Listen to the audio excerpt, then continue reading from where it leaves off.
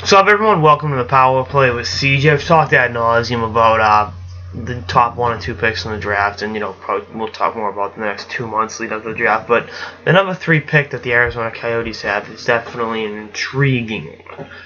The conventional wisdom is take the third best player, Noah Hanifin, but you look at the 2 forwards that are going to be there, Dylan Strome and Mitch Marner. Now, Dylan Strome, I think, will be a number 1 center for a long time in the NHL. You look at the numbers he put up in the OHL this season. Even without McDavid, he could be a really, really good fit in Arizona. Now, having said that, they have a lot of good forwards in the organization. You look at Max Domi, Christian Dvorak, Anthony Duclair, Brandon Perlini, guys like that. Strome is better than almost all of them. I mean, I think Domi's going to be really, really good, but that's, neither here nor there. And then, it's like, all right. You look at what other options are there. Marner's another forward. I think it would be pretty cool if you had Marner, Domi, and Dvorak in the organization. 3 London Knights, really high-powered offensive team this season. Kind of intriguing. But I really think at the end of the day, you go with Hanifin. First of all, they just traded away a Massachusetts native who plays defense. And Keith Yandel. So you got to replace him. You need to fit your Mass hole quota. That's like a bylaw in the NHL. You need at least one Massachusetts player on your team. But, again, I think Hanifin has the tools to be a number 1 defenseman.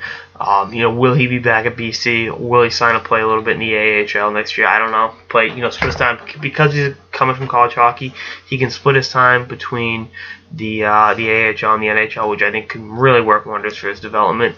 But I think that's entirely up to Phoenix.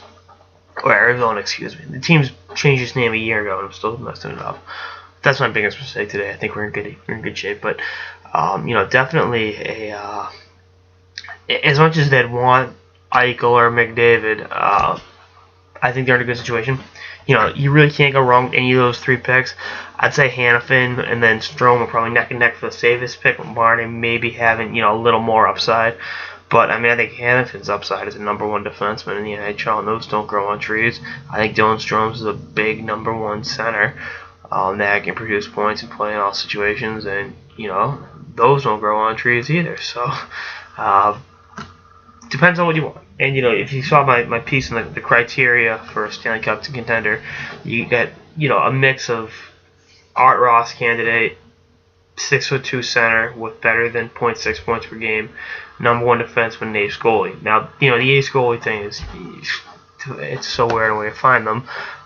Some guys are undrafted, some number 1 overall picks, whatever. It's the only number 1 overall pick goalie that's won the Stanley Cups, Marc-Andre Fleury. So, but plays to it. But put a gun to my head, I'm saying Hanifin, but that could change. And then Strome ends up with the hometown team in Toronto, and then Marner more than likely in Carolina. So we'll see how it all works out. Should be it's a good situation for the Coyotes to be in, and for hockey fans in the Southwest. So on the bright side, if Arizona doesn't get too much better, they have the opportunity to draft Arizona native Austin Matthews next year. So him and Hanifin, all-American connection. We'll see what happens.